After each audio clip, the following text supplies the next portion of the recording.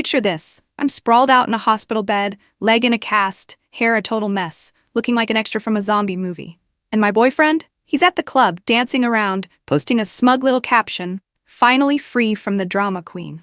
That drama queen, sorry to say, was me, the one eating watery hospital soup in a paper gown. You want to know how I handled being stuck with a broken leg and a broken ego? Okay, let me tell you. I used to think the worst day of my life would be losing a design pitch, or having a client rip apart my sketches for the 27th time. But turns out, redesigning my own life hurts way more than any project ever could. And this time, I didn't even get to approve the draft first. That night, I left the office late, still calculating light ratios for a new restaurant project in my head. I was crossing the intersection. Light had just switched from yellow to red when a taxi came flying at me like it was competing in NASCAR. The only thought I managed to have was, well, guess this week's blueprint is officially late. Then, bam, I was flat on the ground. When I woke up, the hospital ceiling was glaring white, like an unfinished color palette. My left leg was in a stiff cast, hanging by a sling. Every time I tried to move, it felt like my whole body had turned into a half-built construction site. Broken beams, cracked walls, and bracing everywhere just to keep it from collapsing. And just as I was fumbling around trying to find the nurse call button, bam, the real drama came crashing in. From my phone. Zoe, my best friend, was sitting in the chair next to my bed. She's a journalist, which basically means her phone is always in her hand like she's chasing a breaking story. Suddenly, her face froze, the way a reporter looks when they stumble across a headline like, "Celebrity Caught Cheating with Pizza." I asked, "What's going on?" Zoe mumbled something and tried to tilt her phone away. But I've known Zoe long enough to know, if she's hiding it, it's bad. And she's terrible at hiding. So I grabbed the phone, and I swear on my T-square, what popped up on Instagram made me forget about my broken leg for a solid few seconds. Kyle, my 32-year-old boyfriend, was at a club, arm wrapped around a girl I recognized instantly. His ex, the same ex he once swore was nothing but history. And the caption? "Finally free from the needy drama queen and all her exhausting demands." My broken leg only hurt physically. But that Instagram story? It felt like a doctor smashing a hammer on my chest and saying, "Oh, by the way, your heart's fractured too." I sat there frozen for a few seconds. Then I laughed. Not the happy kind, more like the bitter, sour kind. So turns out, the accident didn't just break my leg. It gave him the perfect excuse to celebrate his single life. Zoe clutched her head. Girl, if there were an Oscar for Most Toxic Man of the Year, Kyle would be walking off with the golden statue. I smirked back at her. Yeah, he should thank me. Without my cast, he wouldn't be having his last-minute bachelor party. While I was still staring at the screen, Zoe tugged the blanket up over me and muttered, "Good thing I brought fairy lights because this room was already depressing. Now it's like, double depressing." And she really had shown up with a whole care package. Sandwiches, lemonade, even a tiny cactus she plopped on the bedside table. "To make the vibe less prison cell," she explained. That night, Zoe stayed up in that rock-hard chair just to keep an eye on me. And Kyle? The man I'd trusted for nearly 3 years? He was out dancing, raising a cocktail, and tagging it with #finally free. I know, by now you're probably cursing him out in your head. Trust me, so was I. But at the same time, a part of me felt like I was watching some kind of dark comedy. Sounds crazy, but the whole scene reminded me of a Reddit post I once read. A girl got dumped the same day she had her appendix removed, while her boyfriend went off to celebrate freedom by bowling. The top-voted comment said, "Sis, at least the appendix hurts less than realizing you loved the wrong guy." And honestly, that comparison hits hard, because it feels like guys like this are all reading from the same lousy script. I asked myself, why wasn't I more surprised? Maybe because deep down I always knew Kyle was just an unemployed salesman with a license. He was great at selling promises, selling illusions, but never at keeping a customer, and his biggest client was me. The taxi crash broke my leg, but that Instagram story? That was the real wreck that blew everything up. And in that exact moment, I knew. The physical pain would eventually heal. But Kyle? He had just opened up a whole new construction site in my life. The demolition zone called ex-boyfriend cleanup. Looking back at that story from my hospital bed, it hit me. It wasn't just a blow to my pride. It was a total rewrite of the past 2.5 years with Kyle. Like rewatching a movie you thought you knew by heart, only to suddenly realize you missed all the Easter eggs. Warning you from the very first episode. I met Kyle at a community fundraiser. People were donating to rebuild the neighborhood playground, and there he was, standing in the middle of the crowd, holding a mic, rallying everyone like he was pitching weekend clearance cars. He introduced himself with so much confidence. I honestly thought he'd just convinced the entire city council to sign off on a billion-dollar contract. "I'm great at sales," he said, eyes shining like he had a spotlight on him. And back then, naive me thought, well, a man who knows how to persuade must be strong and ambitious. But later I realized the only thing Kyle was ever good at selling were excuses. Excuses for why he couldn't get a job. Excuses for where last month's paycheck went. Excuses for why I needed to invest in his dreams. A top-tier salesman for sure, just missing the actual product. 2.5 years together, and the number of times Kyle actually chipped in for rent could fit on one hand. Honestly, it was only 1, maybe 2 months he pulled out his wallet. And I remember those months vividly, because he made such a scene about it. "See? I'm responsible too." I just gave a weak smile, the same way you do when a kid proudly shows you a lopsided drawing and you still have to say, "Wow, that's amazing, sweetie."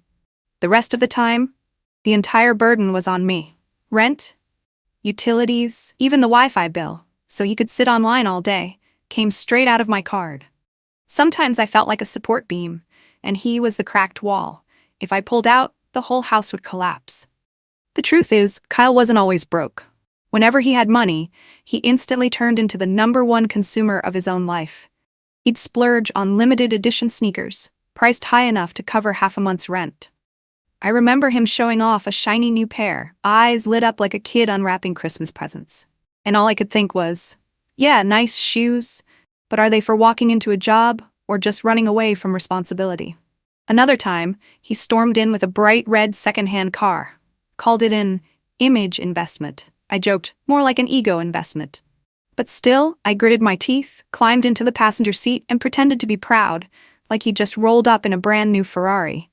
It was exactly like being an architect designing luxury apartments for clients while your own house is leaking from the roof. Sometimes I'd defend Kyle with the most cliché lines, "He's just figuring out his career path."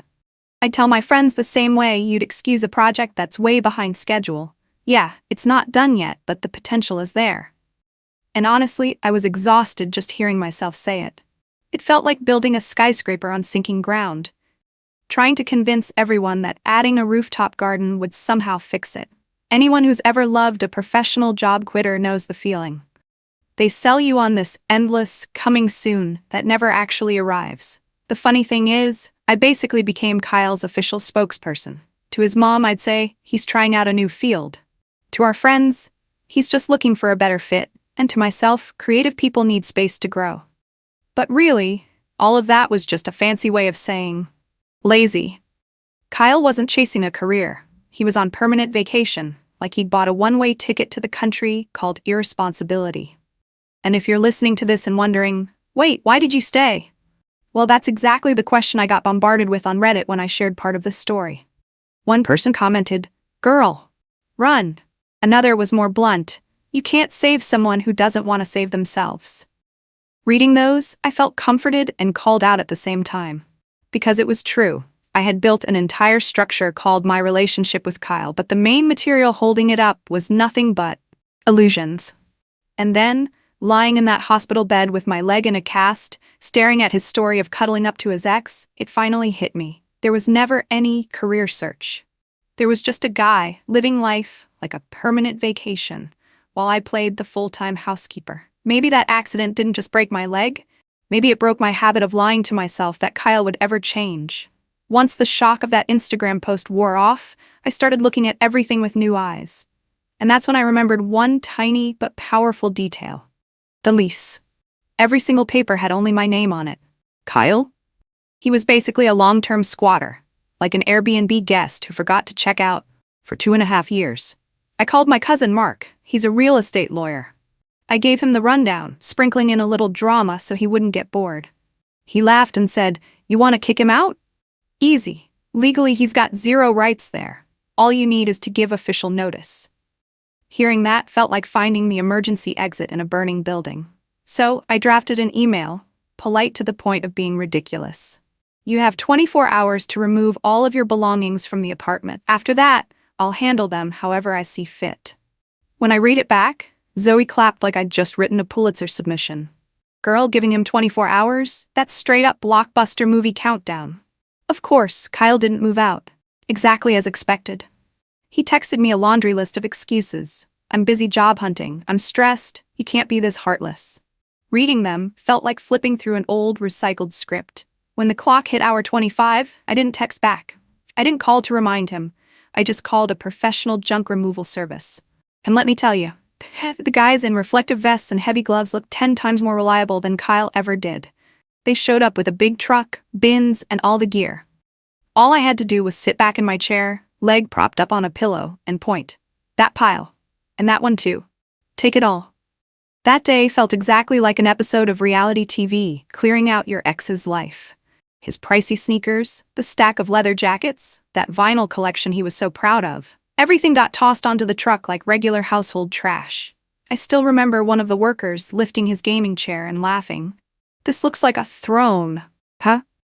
I shot back deadpan. Yeah, the throne of the unemployed king. The whole crew burst out laughing. In just a few hours, my apartment felt so much lighter. Like tearing down a moldy wall that had been suffocating the place. I even joked with Zoe. Guess Kyle finally gets to live out his real profession, full-time landfill resident. Zoe nearly choked on her water, coughing and laughing at the same time. Girl, you need to post that on Reddit right now. Guaranteed trending. Alongside the junk removal show, I remembered another important detail. The car. Kyle used to drive my car like it was his personal property. After the accident, the insurance company reached out to clarify who had been driving when. Instead of staying quiet, I sent them everything. Texts of Kyle bragging about taking the car to meet friends, selfies he posted from behind the wheel. The insurance reviewed it all and shut it down instantly. No coverage for him. Just like that, Kyle lost his chance to use my name as a safety net for the car. I sat in the living room, laughing so hard my stomach hurt as Zoe read the email response aloud. He just lost his stuff, and now he's lost his driving privileges. Basically, game over. Zoe sighed dramatically.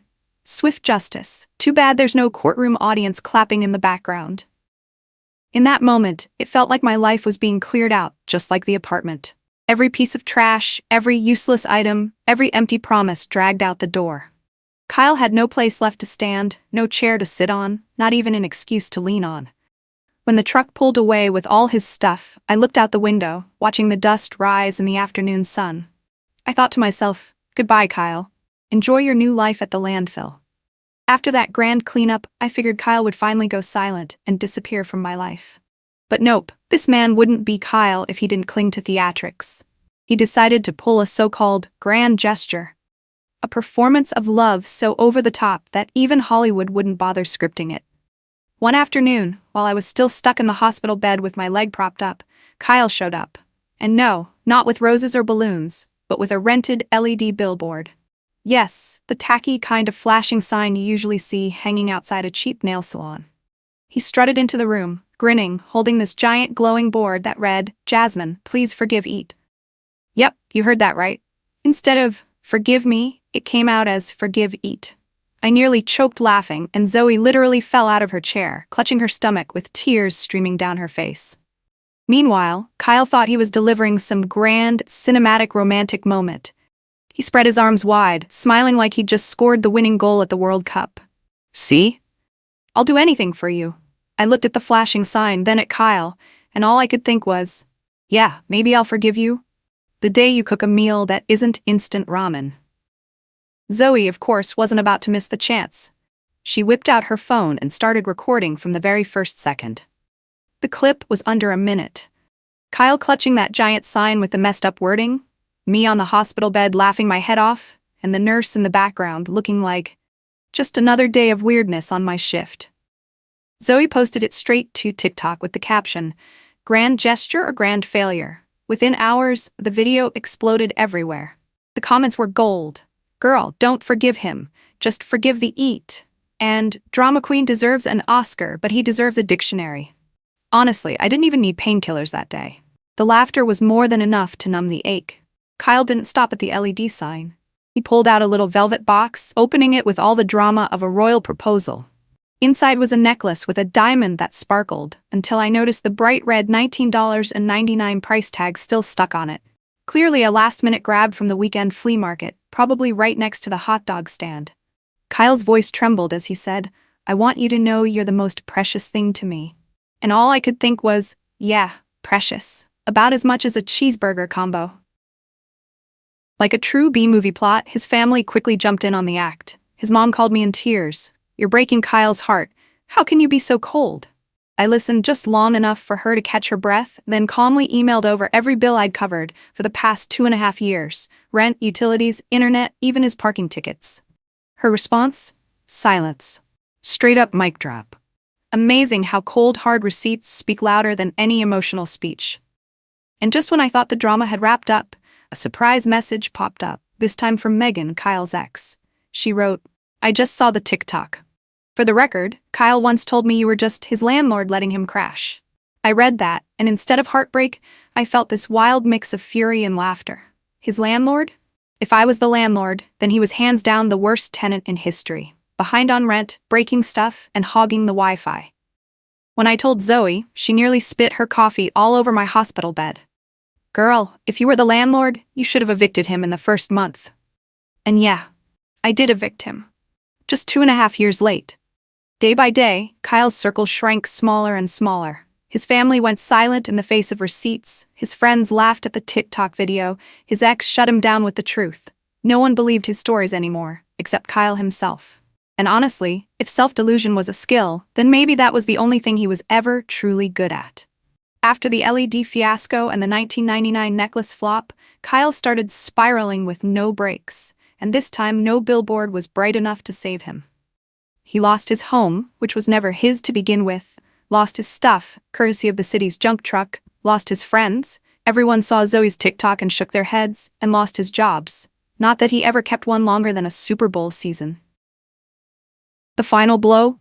Word got back to me that even his own parents kicked him out after his dad discovered Kyle had stolen their credit card to buy a new surround sound system. They say the apple doesn't fall far from the tree, but in this case, the apple rolled straight into the sewer. As for me, I started healing, physically and mentally. The cast finally came off, leaving behind a few scars that I treat as little reminders. Don't be dumb enough to take another hit, especially from a lazy man. I moved into a new apartment, smaller but with a wide balcony, where every morning I could take a deep breath and swear the air felt cleaner. Probably because there was no trace of Kyle in it. I started rehab yoga, and trust me, balancing on a leg that had been in a cast is way harder than balancing in a rotten relationship. At least with yoga, you actually see results. With Kyle, all I ever got were excuses. The best part? Zoe moved in as my roommate. Suddenly, the apartment felt alive. At night, we'd sit out on the balcony, swapping jokes and sometimes reading TikTok comments out loud for laughs. "That forgive eat sign is literally a living meme," Zoe would say, shaking her head while cracking up. And I'd reply, "Yeah, at least now we don't have to forgive an empty fridge at the end of every month." A home without drama, just laughter, and occasionally Zoe screaming at some breaking news headline. Then one day, a letter arrived from Kyle's family. The envelope was thick, handwriting messy. I opened it to find an apology letter, pages of them repeating how they never thought Kyle would turn out this way, how they were sorry for defending him for so long. Tucked inside was a small check. Not nearly enough to cover what I'd carried on my back all those years, but clearly meant as a, "We're making amends for our son." I read it and gave a sad little laugh, because really, emotional debt can't be measured by the number of zeros on a check. But at least for the first time, someone in Kyle's family was willing to face the truth head-on. Now, sitting in my new apartment with the afternoon light pouring across the balcony, I think, if my life were a building, then Kyle disappearing was like tearing down a rotted wall. From the outside, maybe no one noticed the cracks, but inside, it was weakening the whole structure. And now, without that wall, I can rebuild it my way, stronger, brighter, and most importantly, with no trash mixed into the foundation. Sometimes, to build something solid, you have to be brave enough to tear down the rotten parts. I once feared losing Kyle would be like losing part of my foundation. But in reality, it was only after he was gone that I realized my house was sturdier than ever. The lesson? Love if you want, but don't build it out of illusionary bricks. Otherwise, you'll end up paying for it in blood, tears, and yes, utility bills. And what about you? Have you ever had to tear down a rotten relationship just to finally feel lighter? Share your laugh while crying stories in the comments. I'd love to know if anyone else has gone through the same mess I did. And hey, if you've made it this far, nodding along and chuckling, don't just scroll away like my ex did.